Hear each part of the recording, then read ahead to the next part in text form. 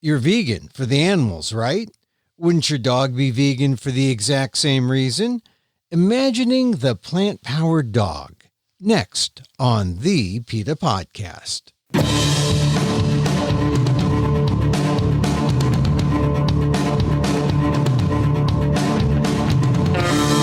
Welcome to the PETA Podcast. I'm Emil, Guillermo, your host for this behind-the-scenes look at PETA, the largest animal rights organization in the world. On today's episode, you're a vegan. Shouldn't your dog be?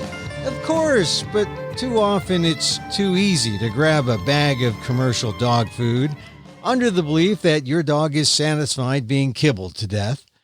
The truth is your dog's health can improve by going vegan, not to mention the estimated 10,000 animals that could be saved when a dog becomes plant-based.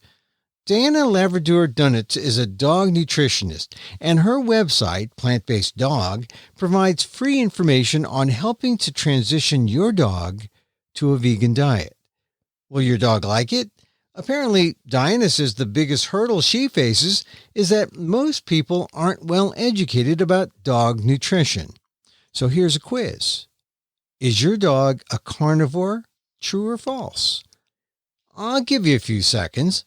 The answer is false.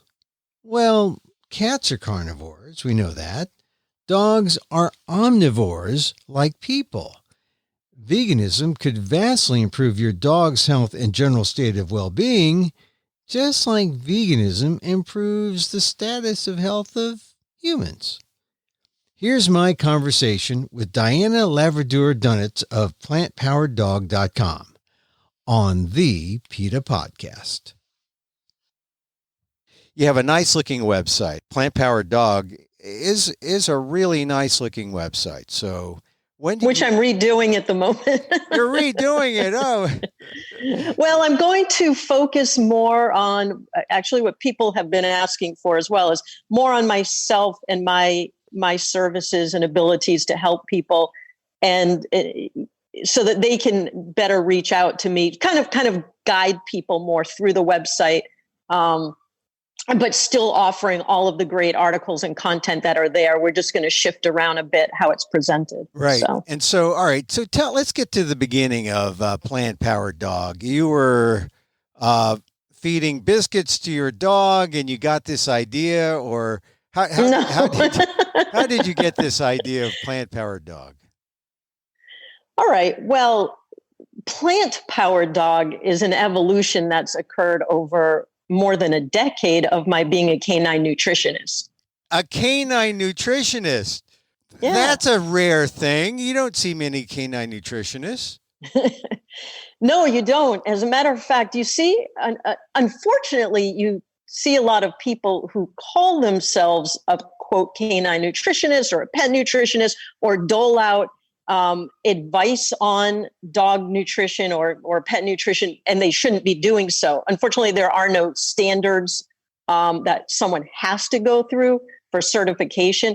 I have a master's in animal science degree, and that was the educational aspect of really scientifically understanding what I was doing when I decided that I wanted to do dog nutrition was very important for me. All right. So you're saying that anyone can call themselves a dog nutritionist, and I guess they do, huh? There are people out there who say, hey, I'll tell you how to feed your dog.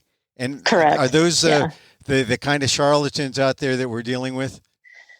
Yeah, and I hesitate to call them charlatans because I think they mean well. I think what happens a lot of times is that someone has some good luck feeding their own dog, and they immediately think that applies to them being able to create appropriate nutritional plans for any dog.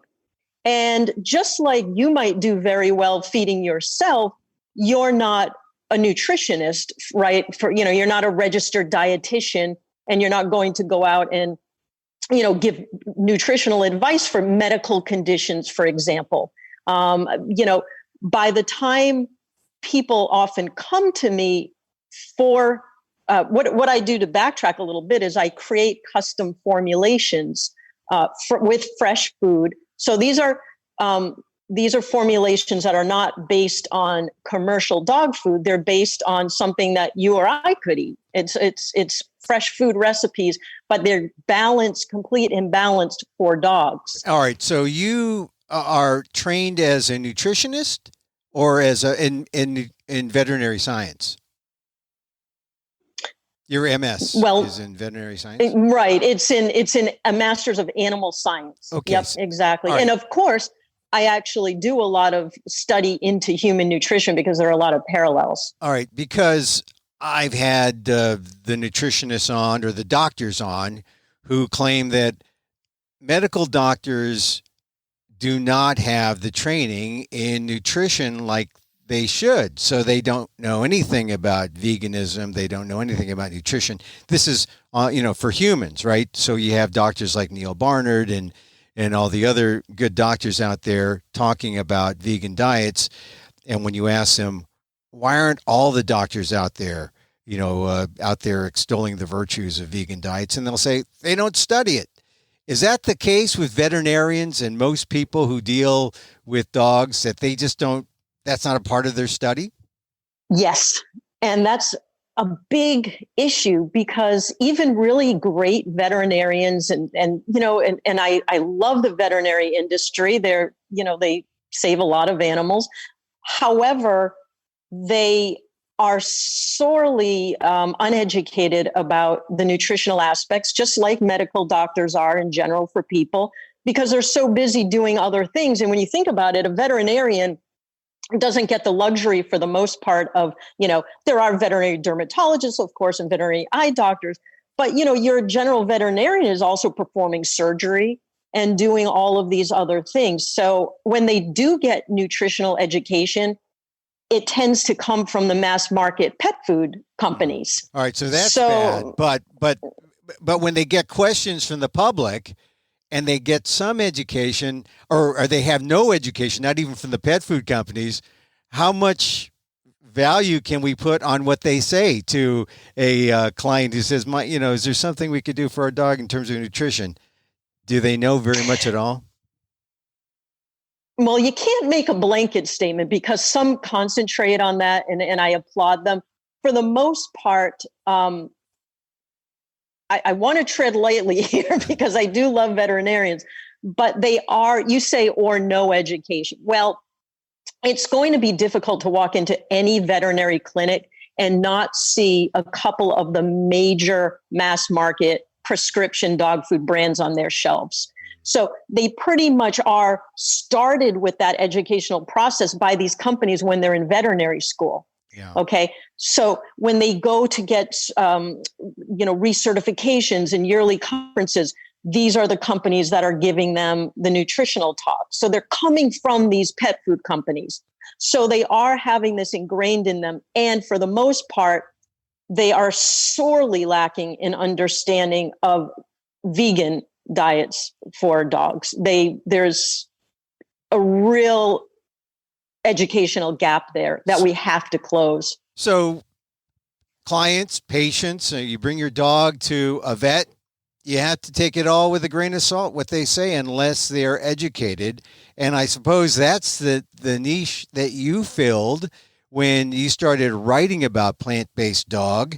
When did you get the idea for the website? Because it's filled with information, but when did the germ of the idea come at the light bulb? When did it go off? Yeah, sure. Thank you for asking that, because I'll tell you, it's the most pivotal moment of my life. If I could take about a minute, I'm going to just tell you why I got, no one grows up and says they want to be a canine nutritionist, right? Well, so, I don't know. There might be some people out there who says, I want to feed my dog well. Yeah, well, right. But do you want to feed other dogs well? Sure. So what happened was just kind of what I was saying about other people. I adopted a dog, my soul dog, Chase, and everyone who knows about me to any level has heard Chase's story. I adopted him back in January of 2002. And there really wasn't a lot of information at all about dog nutrition out there. There were a couple of people, and he came from a shelter and he was not doing well. And I decided, I was evolving my own diet to be healthier. And I decided to do the same with him because the veterinarian, the solutions were only a treadmill of antibiotics and steroids for his problems. So I decided to change and cook him fresh food.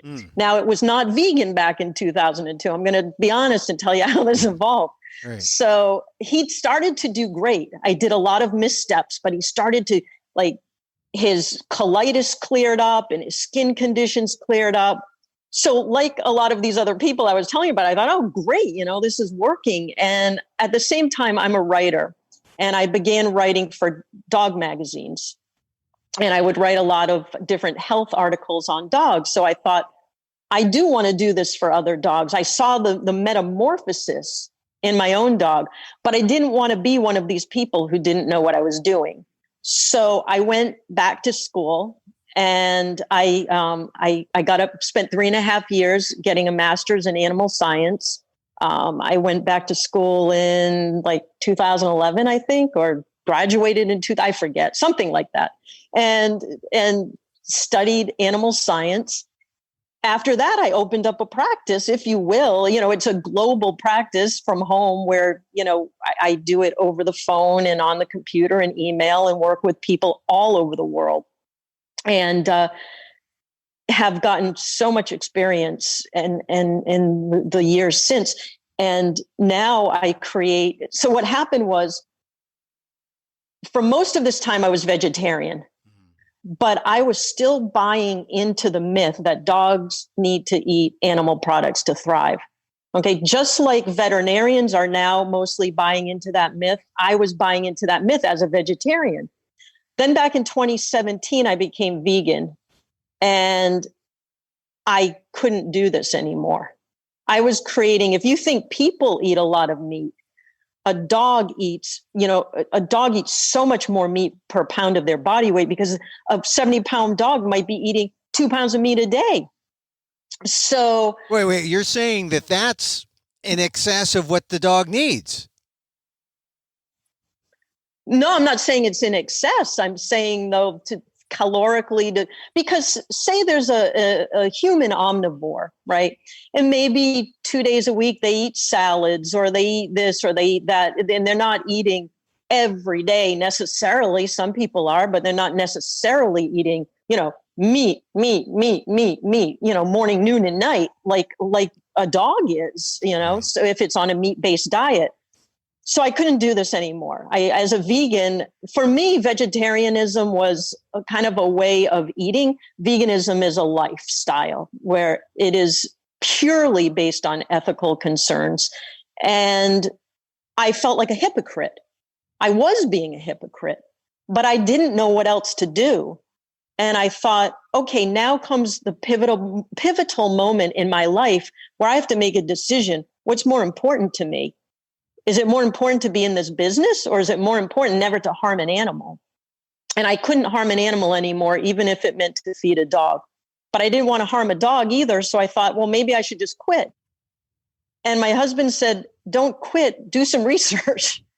Yeah. So I did some research, a lot of research, and started talking to the most famous vegan veterinarians and scientists in the world. And then in 2019, I spent a year, and in 2019, we streamed the first ever dog nutrition summit based on vegan, plant-based dog nutrition, the Plant-Powered Dog Food Summit. How many people did you have there at the summit? Well, what happened was, what we did was we went all over the world. I sent videographers all over the world to record video interviews. So it was not presented live. Oh. Each person's interview was presented like 2 per day. And so we had 16 altogether. And actually 17. One was a couple, Dr. Richard Pitcairn and his wife, Susan. And so we had the most famous and most well-researched scientists. And then we had advocates like Ingrid Newkirk and like Jean Bauer to talk about the ethical aspect of this. So yeah, instead of saying, I'm just going to give up, I went and I did the research. And what I found was not only can dogs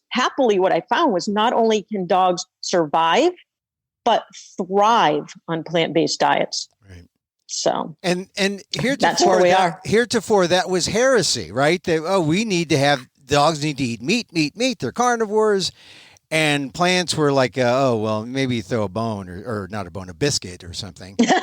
Yeah, exactly. But but you found your tribe. You found your plant-based folks who believe in this. And while this is going on, how about the health of dogs? Has that increased? Has that been better because of this, you think? People who adopt your philosophy? Yes, I've seen amazing turnarounds with all kinds of issues with people who come to me where their dog has severe gastrointestinal issues, and we do cancer diets.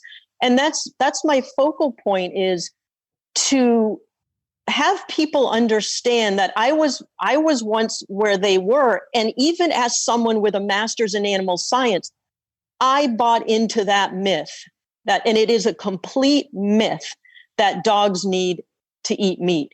Not only is it a myth, but many veterinarians who are on the forefront of this movement strongly believe, from what they're seeing experientially, that these high meat diets that are the trend are a major contributing factor to things like rising instances of canine cancer, endocrine disorders, autoimmune disorders, and all these sorts of things. Emil, 6 million new cases of canine cancer are diagnosed every year. 6 million every year.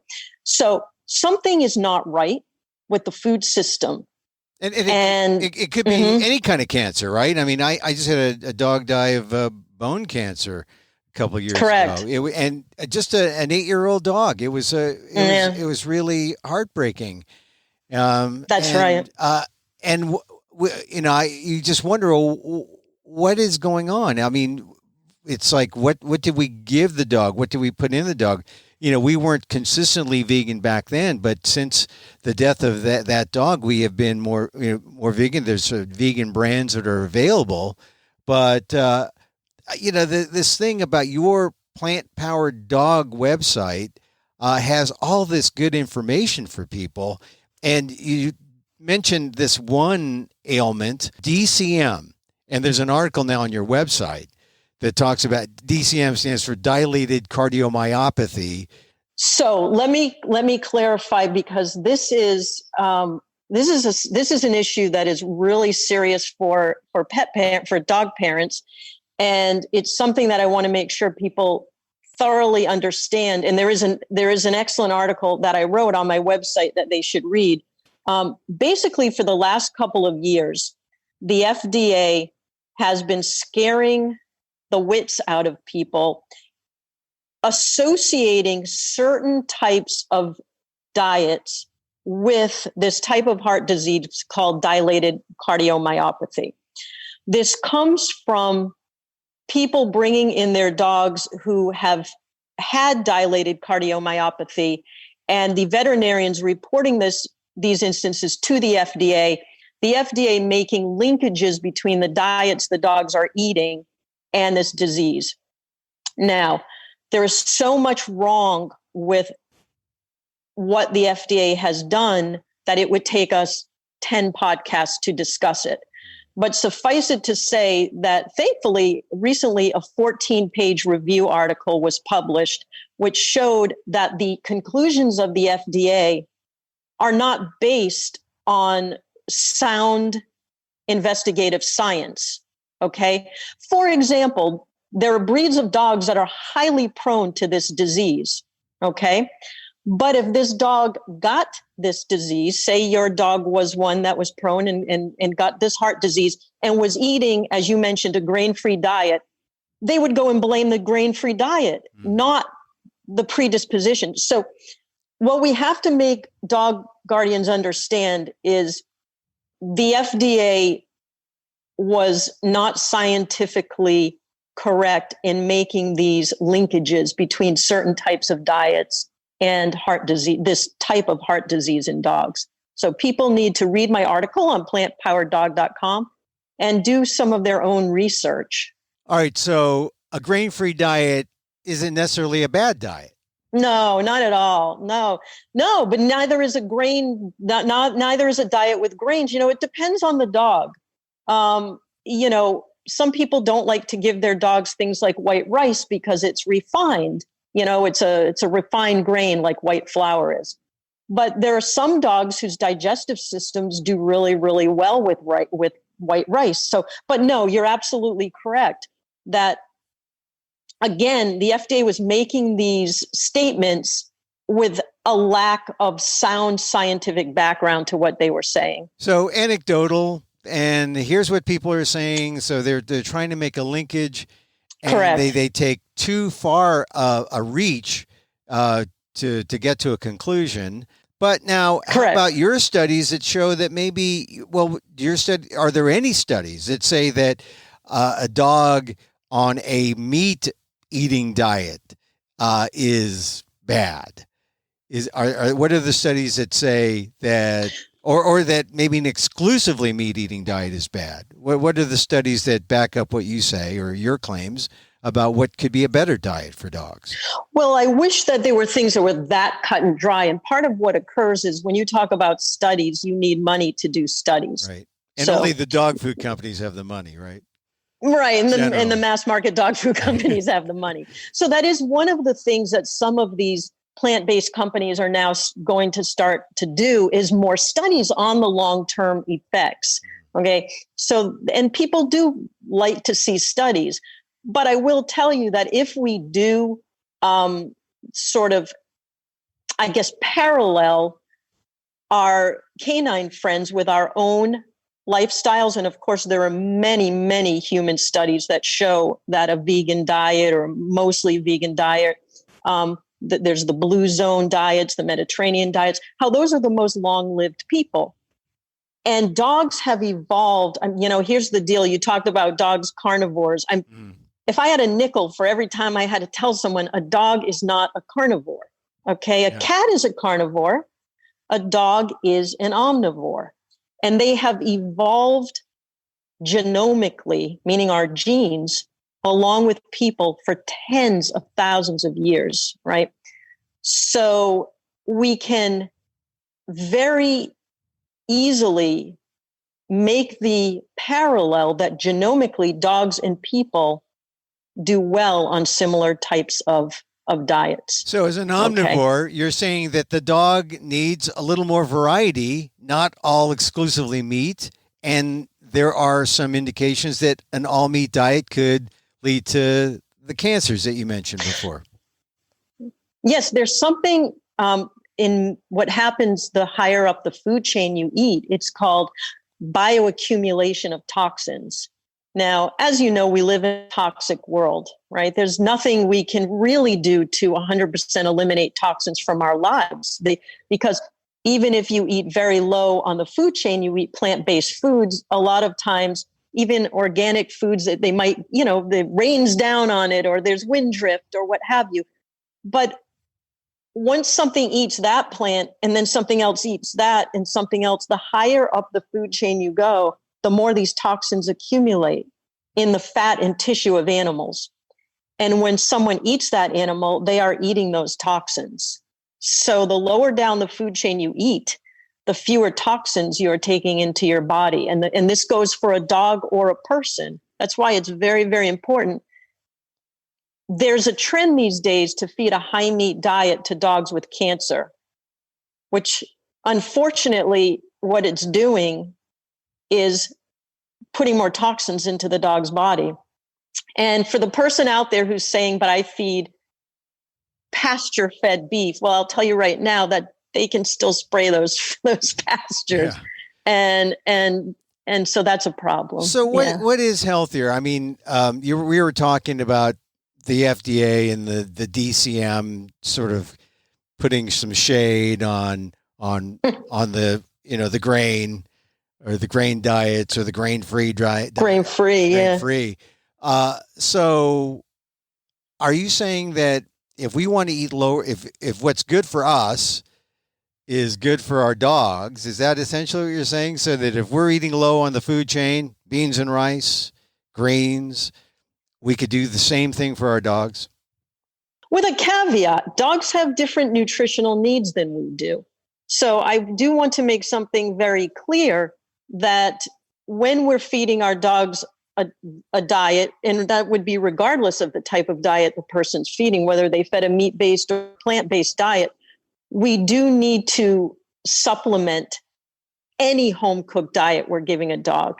Any home-cooked diet needs supplementation. With what's the key supplement? Because they say humans need vitamin D if they don't get out in the sun as much, or well, C. if you don't supplement, you're going to be deficient in multiple vitamins and minerals, in calcium, in vitamin D, in selenium.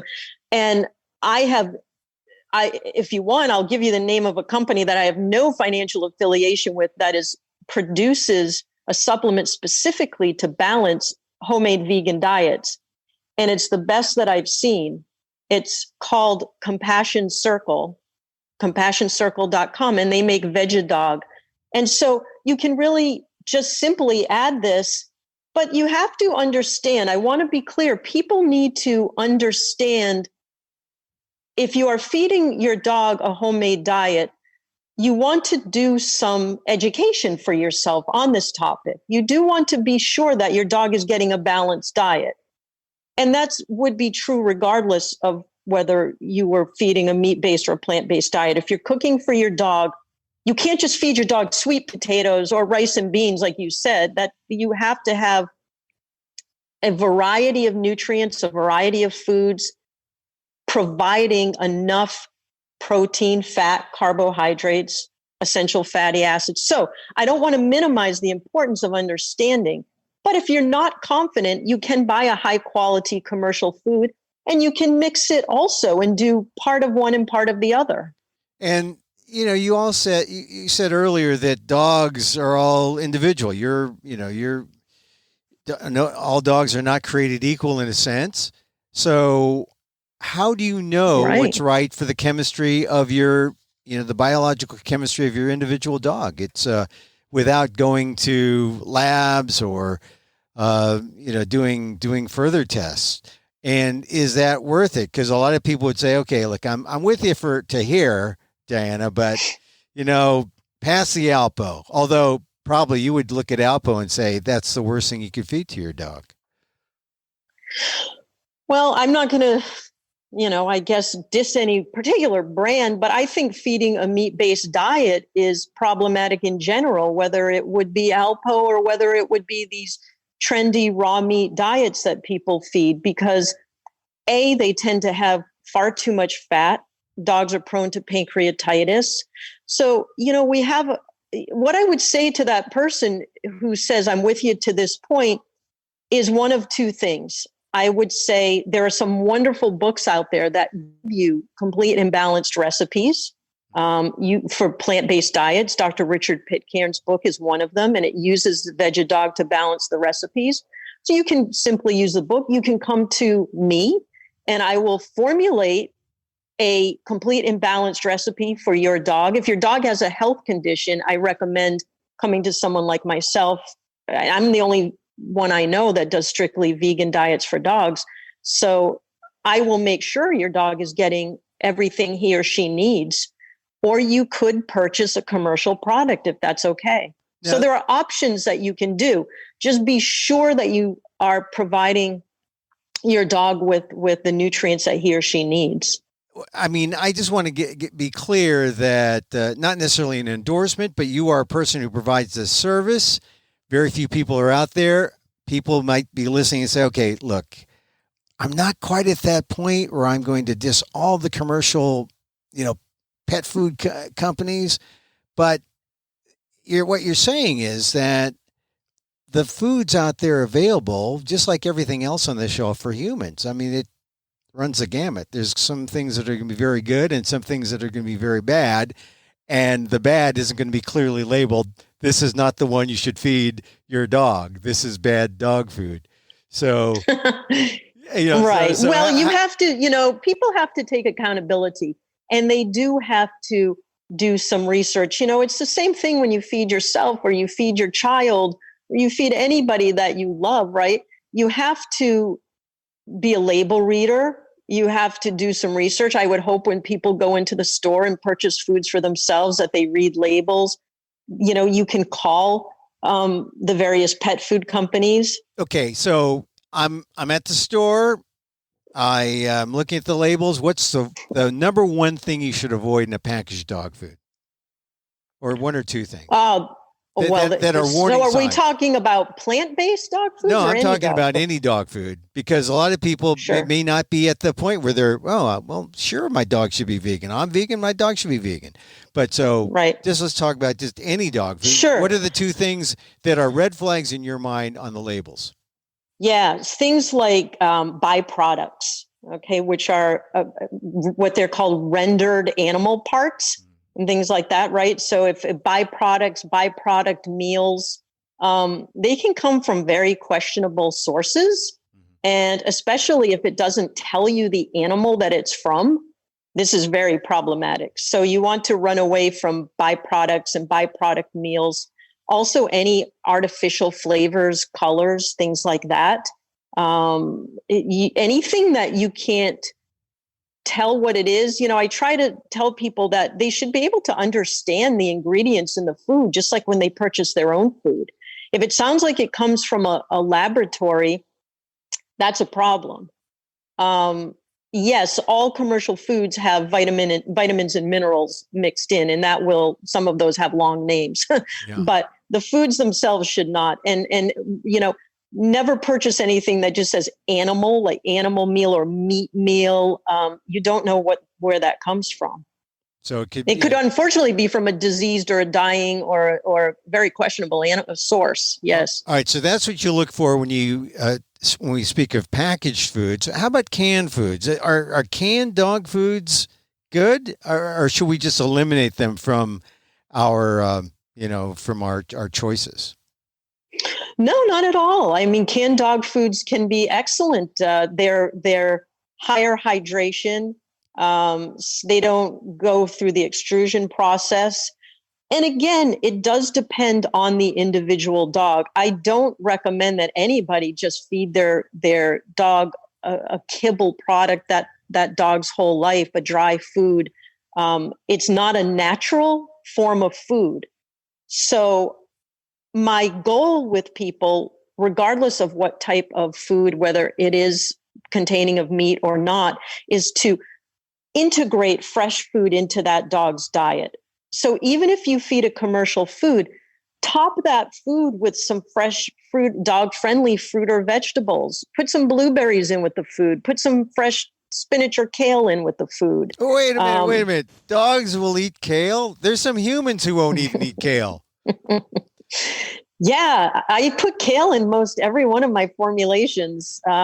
Great things that are, anti-cancer, like broccoli, sweet potato. So even if you buy a commercial food, you can mix fresh food in with that, right? You just want to not make it too high a proportion of the food. Maybe 20% put fresh food in. That's dog friendly, of course. So you don't want to give your dogs toxic things. Yeah, so the vegan table scraps could be a good idea. Well, yeah, if they're dog friendly, we don't want to give we don't want to give our dogs onions and things like that. All right, now I'm glad you mentioned the onions, because that wouldn't be a scrap. That would be something we would totally consume and eat at the human table. But you do have an article talking about the dog friendly fruits and vegetables, and I don't know. Maybe I'm not. I know I'm not the only one who's thrown a grape at my dog, and the dog doesn't eat the grape. I don't know exactly why, but dogs don't eat grapes. But now you mentioned blueberries, I guess, because sadly, some will, and you don't want.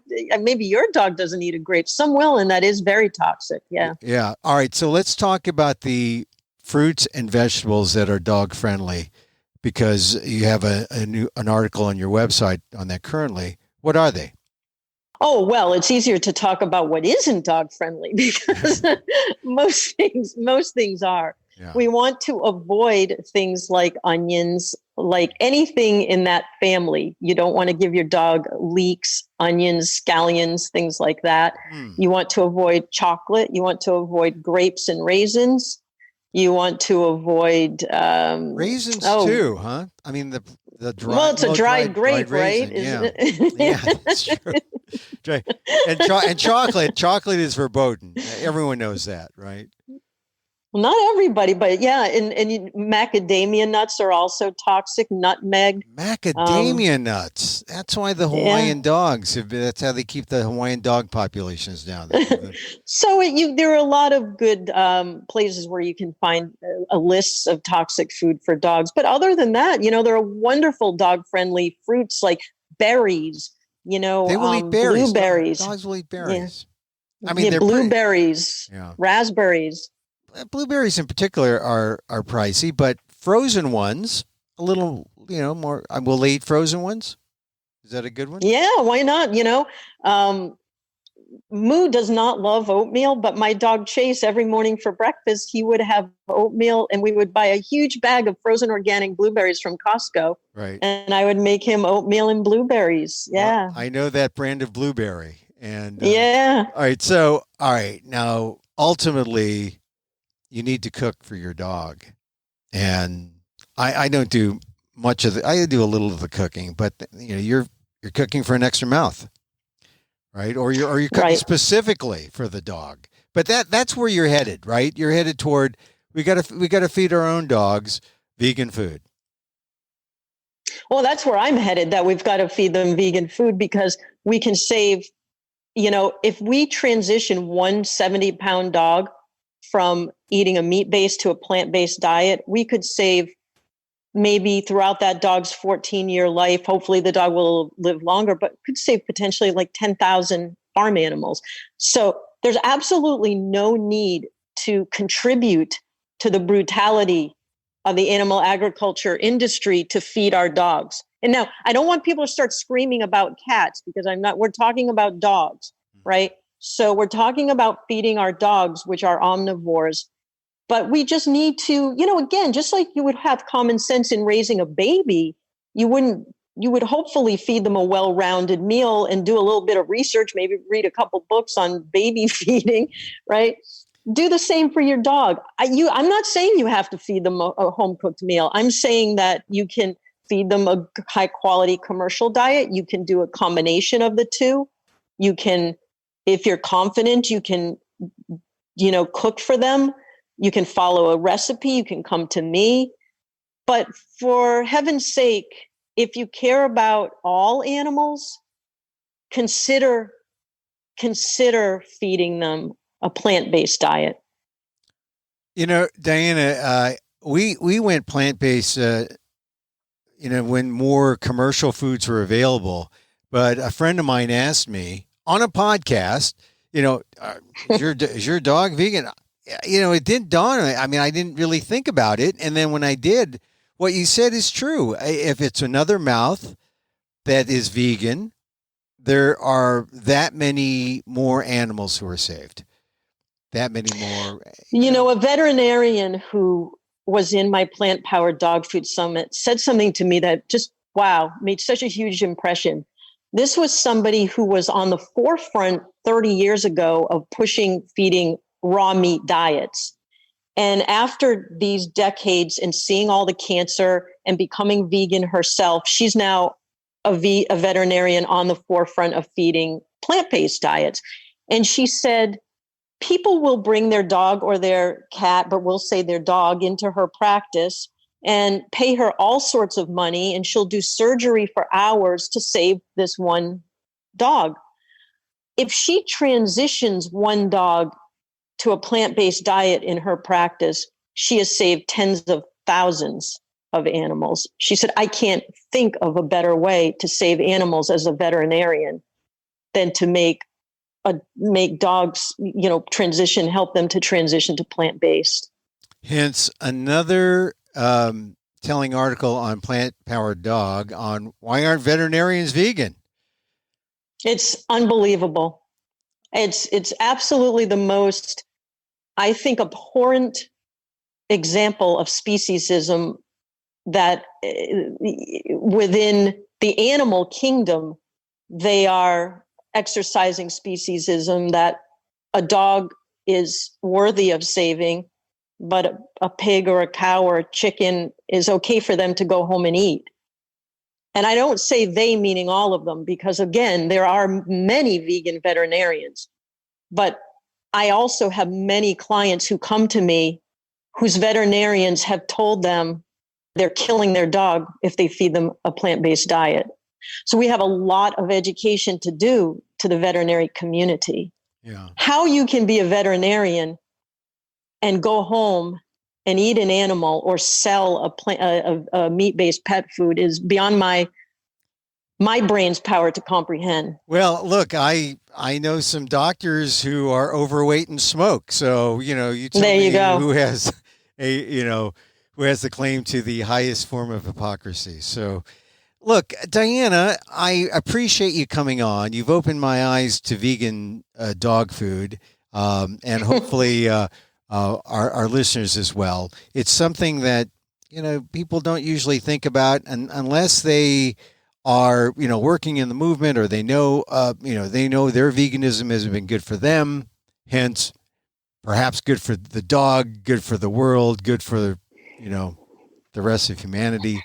But I appreciate you coming on the PETA podcast. And, I just want to say to all the vegans out there who are listening, we assume that it's only non-vegans that might be resistant to feeding our dogs a vegan diet.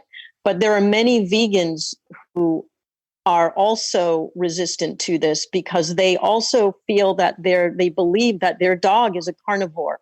And I encourage you to please read the information on my website and in other books. Read Dr. Richard Pitcairn's book, and please consider that dogs are omnivores, not carnivores. And we're omnivores, right? And we're omnivores, and as are they. And your dog can thrive on on a plant-based diet, and so please consider that. Diana Laverdure-Dunetz. Did I say that? Dunetz. Right? Dunetz. Yes. Oh, like Duncan. Okay. It's a mouthful. Well, that would be donuts, but sure. Not Dunetz, Duncan. Yeah. Diana Laverdure-Duncan. Dunetz. Oh, Dunetz. Okay. Well, you're from Boston, not from Springfield, but that's no, the other way. I'm from the South Shore. South Shore. Cape Cod. Scituate. I'm from Scituate. Yep. So. Okay. Well, listen. Thank you. Thank you, Diana. Go Red Sox part of the way. But really, go dog. Go dog. Go dog. Yeah. Go vegan. Go vegan dog. And really good luck with the website. Hopefully we'll come back on again and talk more about stuff because, it's important. Add another mouth, save more animals, add another vegan mouth in your household. People don't think about it, and you save a lot of animal lives. Yes, and you're not sacrificing your dog's health. That's the important part. If you do it right, if you do a complete and balanced nutritional plant-based diet, your dog is certainly not going to have any sacrifice of their health. So that's very important.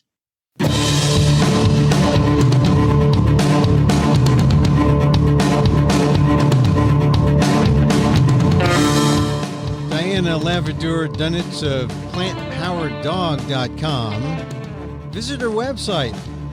Learn more about dog nutrition and learn more about veganism in general at PETA.org.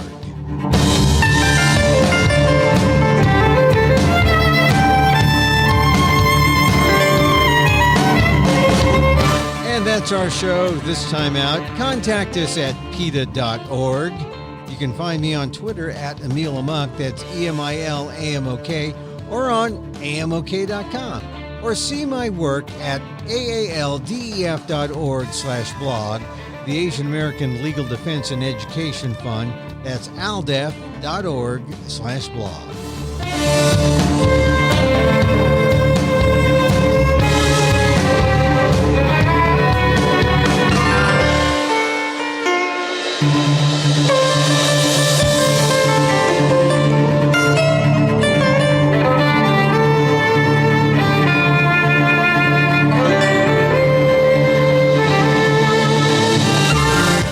Once again, thank you for listening.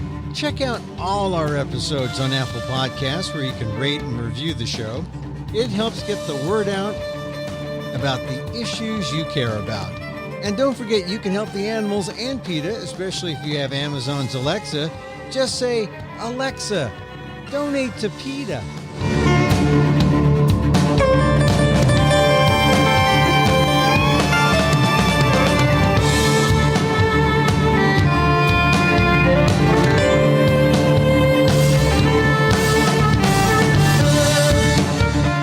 Our music is provided by CarbonWorks. Check them out on YouTube. And join us again next time for more insight into animal rights and the fight for a cruelty-free world on the PETA Podcast. I'm Emil Guillermo.